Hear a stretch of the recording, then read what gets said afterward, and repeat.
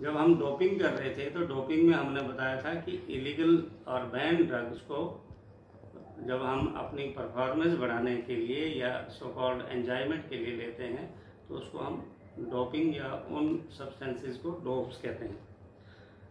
Already हमने discuss कर दिया है कि ये डोपिंग जो है it is classified into 2 category. One is performance enhance substances, जिसको हम इसलिए लेते हैं कि हमारी परफॉर्मेंस अच्छी हो जाए। मैं किसी गेम में परफॉर्म कर रहा हूँ तो मैं वहाँ पर नंबर 1 पे आ जाऊँ, कहीं रनिंग कर रहा हूँ नंबर 1 पे आ जाऊँ, कहीं जंप कर रहा हूँ नंबर 1 पे आ जाऊँ, कहीं थ्रो कर रहा हूँ नंबर 1 पे आ जाऊँ। तो हमारा टारगेट क्या होता है कि मेरी परफॉर्मेंस बढ़िया हो जाए। दूसरा है फिजिकल मेथड।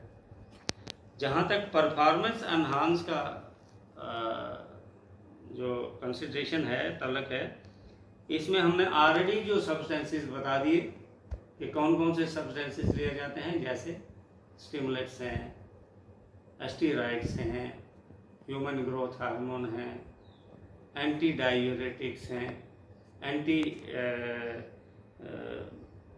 एनाबॉलिक स्टेरॉइड्स हैं, पेप्टाइड हार्मोन हैं, डायूरेटिक्स हैं और नार्कोटिक्स। इसका जो दूसरा पार्ट है फिजिकल, उसमें आज हम जो है डिस्कस करने की कोशिश करेंगे आपको physical method of doping. Blood doping is defined by WADA as the misuse of technique or substances to increase one's red blood cells count। WADA जो एक बॉडी है, वर्ल्ड एंटी ड्रग्स एजेंसी और world anti doping agency, आपको question जो है पूछा जा सकता है, what is the full form of WADA? World anti doping agency के मुताबिक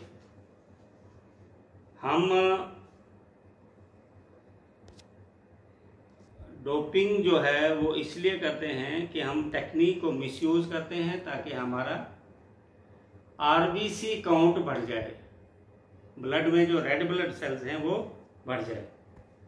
Usually 2 units of athletes blood is taken some weeks prior to the competition। अब इसमें होता क्या है, देखिए सिंपल तरीका है। जिस एथलीट ने पार्टिसिपेट करना है, अब वो कोई ड्रग्स नहीं ले रहा, किसी तरह का कोई बैन ड्रग्स नहीं ले रहा, वो क्या करता है, अपना ही 2 यूनिट खून निकाल देता है। कंपटीशन मान लो 2 दिन के बाद था, तो आज मैं अपना 2 यूनिट ब्लड निकाल के रख देता हूं, प्रिजर्व करके रख देता हूं मेडिकली, और जिस दिन कंपटीशन होता है उससे पहले दिन जो है उसको दोबारा ट्रांसफ्यूजन कर देता हूं। उससे क्या होता है कि हमारी स्ट्रेंथ बढ़ जाए। होता क्या है कि usually 2 units of athlete's blood is taken some weeks prior to the competition. कुछ हफ्ते पहले जो है इसको निकाल दिया जाता है, उसके बाद इस ब्लड को फ्रोजन कर दिया जाता है कंपटीशन से 1 या 2 दिन पहले तक। उसके बाद इसको दोबारा एथलीट में इंजेक्ट कर दिया जाता है। इस प्रोसेस को ऑटोलॉगस ब्लड डोपिंग भी कहते हैं। ये भी बैन है, इस पर भी बैन लगा हुआ है, ये भी डोपिंग में आता है, और इस टेक्निक को ऑटोलॉगस ब्लड डोपिंग कहते हैं। Auto means self. दोबारा समझ लीजिए, 2-3 हफ्ते पहले जिस खिलाड़ी ने किसी कंपटीशन में पार्टिसिपेट करना था, उसी का 2 यूनिट ब्लड जो है वो निकाल दिया जाता है, और ब्लड निकालने के बाद उसको फ्रीज कर दिया जाता है, मीन्स प्रिजर्व, जैसे मेडिकली ब्लड डोनेशन या ब्लड बैंक में किया जाता है। अब जिस दिन कंपटीशन था, मान लो अभी ओलंपिक आ रही हैं, तो ओलंपिक के 2 या 3 दिन पहले वो हुई, उसी का ब्लड दोबारा उसको जो है वो इंजेक्ट कर दिया जाता है। इसको बोलते हैं ऑटोलॉगस ब्लड डोपिंग। दूसरा आता है gene doping. Gene doping is manipulating of cells और genes to enhance the body supports performance. इस पर भी बैन लगा हुआ। हमारी बॉडी में ही कुछ जीन्स जिनसे हमारी स्ट्रेंथ बढ़ती है, शुरू से ही ये रिपोर्ट में आया है कि कुछ कंट्रीज ने अपने यंग ब्लड्स को शुरू से ही ऐसी जीन्स उनके जो है मैनिपुलेट की, ऐसी जीन्स चेंज की कि उनकी स्ट्रेंथ बियॉन्ड द एक्सपेक्टेशन जो है वो बढ़ने लगी। तो जीन्स को जो वीक वाली जीन्स थी हटा दी और जो स्ट्रॉन्ग वाली जीन्स थी या जीन्स में ऐसी चेंजेस लाई कि उसकी स्ट्रेंथ जो है फौरन जो है बूस्ट कर गई। Gene doping is based on the principle of gene therapy.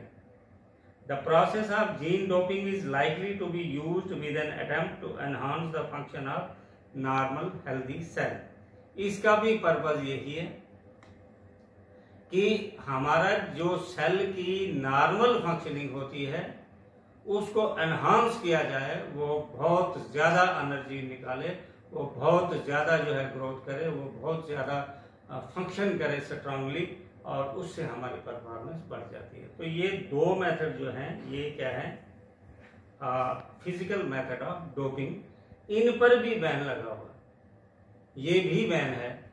यहां तक कि मैंने आपको ऑलरेडी बता दिया है कि आपने किसी तरह का कोई ड्रग नहीं खाया, लेकिन आपने बुखार की टिक्की खा ली जिसको पैरासीटामोल कहते हैं।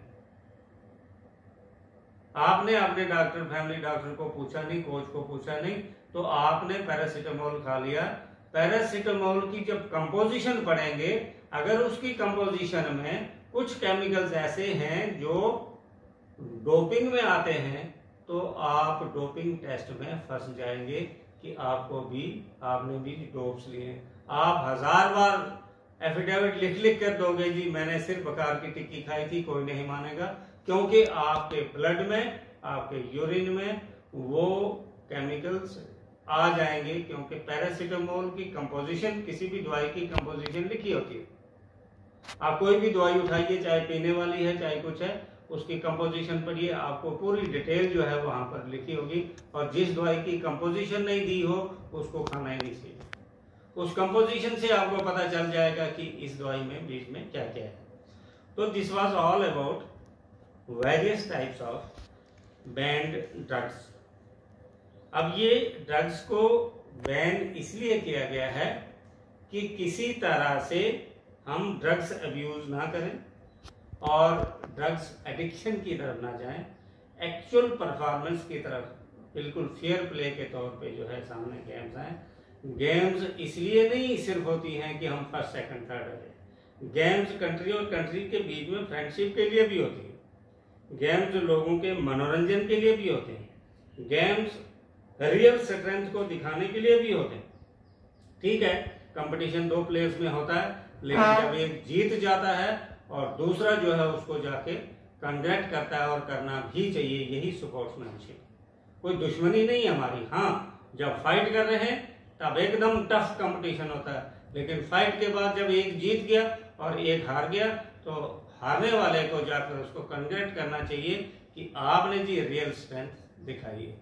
तो ये ड्रग्स को बैन इसलिए किया गया कि भाई रियल स्ट्रेंथ आए सामने, हम रियल जो है अपनी स्ट्रेंथ को सामने दिखाएं, हम उसके लिए मेहनत करें, हम उसके लिए संघर्ष करें, हम उसके लिए फिटनेस पर जोर दें, डाइट पे जोर दें, कोचिंग पे जोर दें, और बजाय इसके कि हम इलीगल चीज़ों का सहारा लें।